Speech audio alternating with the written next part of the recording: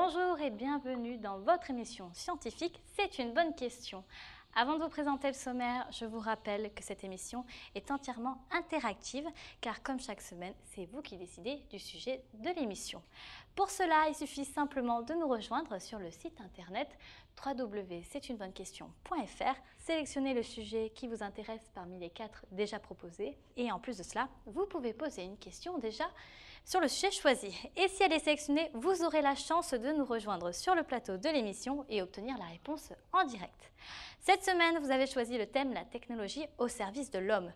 Pour en parler, nous partirons à la découverte d'un magasin d'objets connectés qui, vous allez voir, auront un impact sur nos futures pratiques quotidiennes. Et ensuite, nous recevrons notre invité Fabrice Barès qui nous parlera de l'incroyable greffe de son bras bionique. Et en fin d'émission, nous répondrons à la question de notre internaute. Et d'ailleurs, avant de le recevoir, parlons de corps humain, parlons d'objets connectés. Il s'agit du reportage de Quentin Verdier, parti à l'exploration d'un magasin pour le moins robotiquement futuriste. Pari risqué mais réussi pour Leak. Avec une concurrence accrue dans le domaine de la high-tech, l'enseigne dédiée aux objets connectés lance cette année 17 magasins en région parisienne. Le concept de l'enseigne Leak, c'est tout simplement une ligne de magasins qui vous proposeront donc une gamme assez large d'objets connectés. Une ambiance jeune et design, sans oublier les produits et les services. Leak fait le bonheur des amateurs de nouvelles technologies. Les objets connectés pour moi c'est l'avenir. Pour l'instant on les voit comme des jouets. Mais je pense qu'ils nous serviront pour la cuisine ou pour des bêtises comme ça, les objets quotidiens. Les premiers best-sellers chez nous, ce sont tout ce qui est montre et bracelet connecté. Loisirs, santé, rien n'échappe à cette nouvelle vie connectée, même les tensiomètres. Connecté directement à une tablette ou même à un mobile, il n'y a aucun problème, ça fonctionne très très bien. Autant de profit que vous souhaitez. Vous le mettez sur le bras directement, comme ceci. Hop là. Hop. Et à partir de là, il va se gonfler tout seul. Fondé par 3 ingénieurs, WeThings s'est spécialisé dans les balances intelligentes. Pour Christophe Verbroek, community manager de la marque, WeThings ne compte pas s'arrêter en si bon chemin. Donc WeThings, c'est une entreprise qui a été créée en 2009 avec la balance connectée. Donc c'est le premier objet connecté qui tweetait aussi le poids à l'époque, ce qui a fait sa renommée aujourd'hui. Puis après, on s'est décliné donc, dans des objets qui font de la santé connectée avec un tensiomètre, un tracker d'activité. J'imagine que les produits vont commencer à être de plus en plus technologiques. On peut connecter beaucoup d'objets et apprendre beaucoup de choses de ces objets-là. Donc je pense que ce genre de démarche va commencer à se généraliser et qu'on aura des objets connectés dans notre vie pour plein d'utilisations différentes possibles. Quand vous montez dessus, tout d'abord la première mesure c'est le poids, donc ça c'est comme une balance classique. Après le rythme cardiaque et le masse grasse aussi, ça va marcher par impédance-métrie. L'impédance-métrie c'est un tout petit courant électrique qui passe d'un pied à l'autre et qui permet de faire cette mesure-là. Grâce à la vitesse du courant électrique, on va savoir votre masse grasse et votre rythme cardiaque. Forte de son succès, la marque hexagonale a reçu plus d'une dizaine de récompenses pour ses avancées technologiques. Une consécration massive et la promesse d'innover toujours plus au service de notre santé. Sur le plateau de l'émission, j'accueille notre nouvelle invitée. Bonjour Samantha. Bonjour Mylène. Alors, quelle est la question que vous avez posée sur le site de l'émission? Alors, je me suis demandé quelles étaient les avancées de la robotique au service de l'homme aujourd'hui. Alors, je me demandais justement, qu'est-ce qui fascine tant une jeune étudiante de 22 ans comme vous à se retrouver vivre plus tard entourée d'objets connectés? Voilà, c'est de voir l'évolution justement de la technologie, des objets qui nous entourent, les améliorations que ça peut apporter dans notre quotidien, mais aussi les différentes problématiques qui vont avec. En tout cas, on va répondre à votre question un petit peu plus tard dans l'émission. En attendant, je vous propose de regarder la première partie de notre sketch qui, je vous rappelle, nous fait découvrir le sujet en question, comme chaque semaine, avec un petit peu d'ironie bien sûr.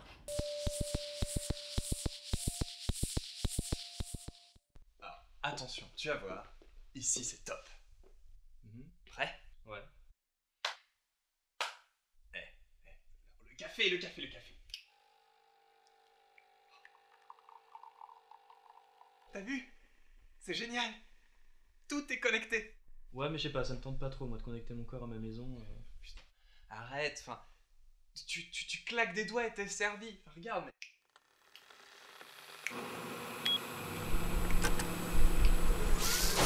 Ah, mon bras! De retour retour sur le plateau de C'est une bonne question. Je retrouve tout de suite notre chroniqueur Quentin qui, comme chaque semaine, va nous faire une petite démonstration. Bonjour Quentin. Bonjour Mylène. Qu'allez-vous nous montrer aujourd'hui? Alors Samantha, savez-vous que notre corps est déjà conçu pour être connecté? Donc comme nous l'avons vu dans le reportage précédent sur les balances et leurs pulsations électriques, notre corps est naturellement conducteur d'électricité et cette expérience va nous le montrer. Donc là vous voyez, vous avez une diode lumineuse et 2 électrodes conductrices. Quand je vais poser mes mains sur ces 2 électrodes, le courant va circuler de la première électrode à la deuxième et la diode va s'allumer, comme ceci.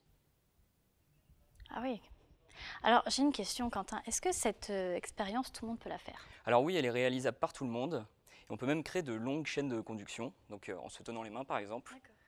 Allez-y, posez vos mains sur les 2 sphères. Et voilà. Oui. D'accord. Donc cette expérience prouve vraiment que notre corps est conducteur d'électricité et donc nous sommes connectés. Tout à fait. Samantha, qu'est-ce que vous en pensez de cette expérience? C'était très intéressant, comme toutes les semaines. Puis c'est sympa de se dire qu'on peut réaliser ça comme ça. En tout cas, merci beaucoup Quentin pour cette démonstration. On vous retrouve tout à l'heure justement pour répondre à la question de Samantha. Mais tout de suite, découvrons le reportage sur les prothèses bioniques qui sont une très grande avancée technologique et médicale pour les personnes invalides d'un membre.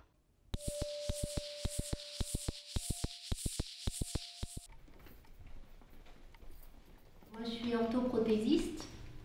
Ça consiste à fabriquer tout type d'appareils externes, des prothèses pour des parties de membres manquants ou des orthèses en soutien de déficit moteur. L'UGCAM de Coubert, en Seine-et-Marne, est l'un des 100 centres de réadaptation en France spécialisés dans la pose de prothèses bioniques. Donc le fonctionnement est indépendant pour chaque doigt, il y a un moteur dans chaque doigt, ce qui permet des prises quand même très fines. Ça, ce sont des électrodes. Ils vont mesurer la différence de potentiel d'un muscle quand il est en repos ou quand il est actif. C'est tout de suite transformé en sinusoïde à l'écran. Il y a des résistances en plus dans les doigts, donc on ne peut pas serrer, on ne peut pas broyer une main. Ça s'arrête à un moment. Entre rien et ça, effectivement, c'est une différence énorme. Donc maintenant, si vous vous faites arracher 2 doigts, vous pouvez avoir une prothèse et retrouver une préhension quasi naturelle. La main totale, elle est prise en charge depuis récemment par la Sécu. Donc la main partielle, ça suivra. C'est très fin comme travail, il y a beaucoup de choses à prendre en compte. À bientôt. Je souhaite la bienvenue à notre nouvel invité Fabrice Parès. Bonjour. Bonjour. Alors, à l'âge de 4 ans, vous avez été amputé du bras droit, c'est bien ça? Oui, j'ai eu un accident. D'accord. Et aujourd'hui, vous faites partie donc des rares Français à pouvoir posséder un membre bionique. Exactement. Alors justement, je voulais savoir comment est-ce que ça fonctionne dans la vie de tous les jours ce bras? Alors au niveau technologie, c'est simple. En fait, on a des capteurs qui sont posés à l'extérieur et à l'intérieur du bras. Et en fait, suivant les contractions musculaires, comme si je les faisais de mon bras gauche, mais sur mon bras droit, en fait, en allant vers l'extérieur, ça va ouvrir, et en allant vers l'intérieur, ça va ouvrir. Donc vous voyez, hop, comme ça, et après, on peut changer de mouvement. Bon, par exemple, ça, c'est le mouvement pour commander un pastis au bar, c'est très pratique, et, etc., etc. Et après, au niveau mouvement alternatif, on a aussi ce qu'on appelle la pronosupination, qui permet en fait de pouvoir placer la main comme on veut. Donc voilà. Et on peut aussi faire le salut de la reine d'Angleterre, ce qui est très bien. C'est-à-dire que, hop, voilà, comme ça, vous voyez, vous êtes, hop, tada. Si vous trouvez un carrosse, je vous fais une démonstration. Alors justement, je pense que ce bras bionique, ça doit être très dur de s'en procurer. Comment vous avez fait pour posséder ce bras? Alors, j'ai fait un système de fonds participatifs sur Internet en début d'année 2014. Et ça a été assez intéressant de voir la solidarité des gens par rapport à ce crowdfunding, parce qu'en 70 jours, la somme a été atteinte. Et la somme était de 35 000 €, donc ce qui est quand même conséquent.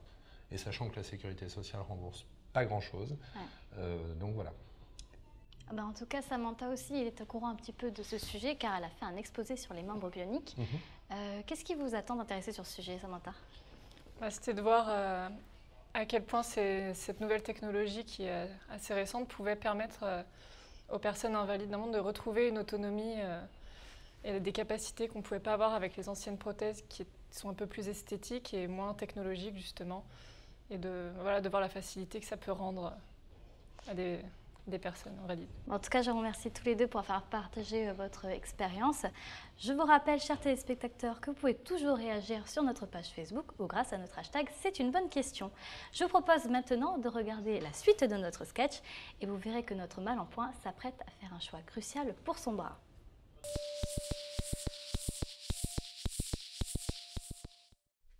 Bonjour. Bonjour. C'est vous le bras cassé? Oui. Bon, vous inquiétez pas, on va vous retaper. Vous voulez quoi? Quoi, je veux quoi? Bah oui, mais qu'est-ce qu'on vous met? Prothèse, implant, bras bionique, que sais-je? Voilà, attendez, j'ai juste le bras cassé, il faut juste me mettre un plâtre, c'est tout. Un plâtre? Mais voyons, ça se fait plus les plâtres, c'est désuet. Maintenant on coupe, on remplace et c'est nettement mieux. On va partir sur le bras bionique, c'est ce qui se fait de mieux en la matière. Résistant à la chaleur jusqu'à plus de 300 degrés, en inox renforcé, pouvant résister à des pressions extrêmes. Et en plus, avec ça, vous pouvez même soulever jusqu'à 20 fois votre poids. On fait vraiment ça? Oui. Et vous connaissez pas la meilleure? Vous pouvez même le connecter à votre maison. Et sinon, juste un crochet, c'est pas possible? Nous retrouvons à nouveau Quentin qui cette fois-ci va répondre à la question de Samantha. Je vous rappelle que la question était « Quelles sont les avancées de la robotique au service de l'homme ?» Alors oui Mylène, je suis actuellement dans les locaux de la Société française de robotique Aldébaran et je suis en présence de l'enseignant du futur. Alors vous allez me dire qui est-ce? Eh bien c'est ce petit robot Nao. Bonjour Nao. Mon nom est Nao. C'est un plaisir de te rencontrer. Ça me fait vraiment plaisir que tu sois là. On peut partir en balade, faire une séance de tai chi ou des devinettes. Dis-moi ce que tu préfères. Alors comme vous le voyez, ce petit robot est prévu pour de nombreuses fonctions. Donc on peut y télécharger des applications. Donc comme vous venez de voir avec le robot derrière moi, vous pouvez avoir des cours de tai chi avec lui, des cours d'anglais et même des cours de mathématiques, comme ce petit robot. Mauvaise réponse. C'est plus petit. Alors là, vous voyez, il a posé l'addition et il va demander à l'interlocuteur de résoudre l'addition. Oui, tu as trouvé.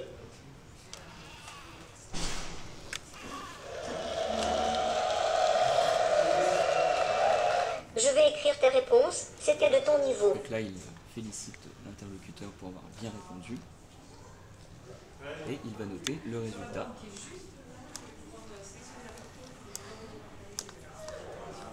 « 27. Je te laisse effacer le tableau avant de Nao continuer. est déjà présent dans 70 pays et constitue une avancée considérable dans le domaine de la recherche et de l'éducation.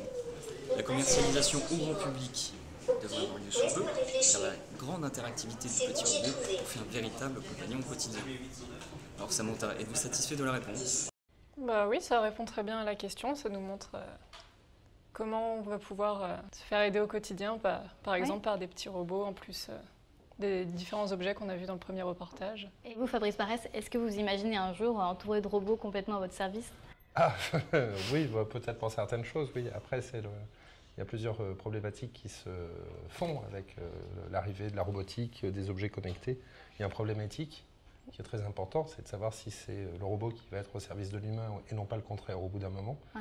Et il n'est pas improbable que dans 10 ans, des personnes qui ont deux mains normales décident d'enlever la main gauche ou la main droite parce que, justement, le principe de prothèse sera plus performant que ce qu'on a, nous, en tant qu'êtres humains. Et là, on arrive à autre chose. Je vous remercie en tout cas à tous les deux, ça fait un plaisir de vous recevoir et je vous souhaite une très bonne continuation. Merci. Alors c'est déjà la fin de notre émission, mais je vous rappelle, chers téléspectateurs, que vous pouvez dès à présent voter pour le thème de la semaine prochaine. Alors les thèmes sont la génétique et ses limites, la vie dans l'espace, le nucléaire et ses préjugés et les villes du futur. Je vous laisse à vos votes et n'oubliez pas que si vous posez une question comme Samantha, vous aurez la chance de nous recevoir sur le plateau. Je vous souhaite une très bonne soirée et à vendredi prochain, même heure.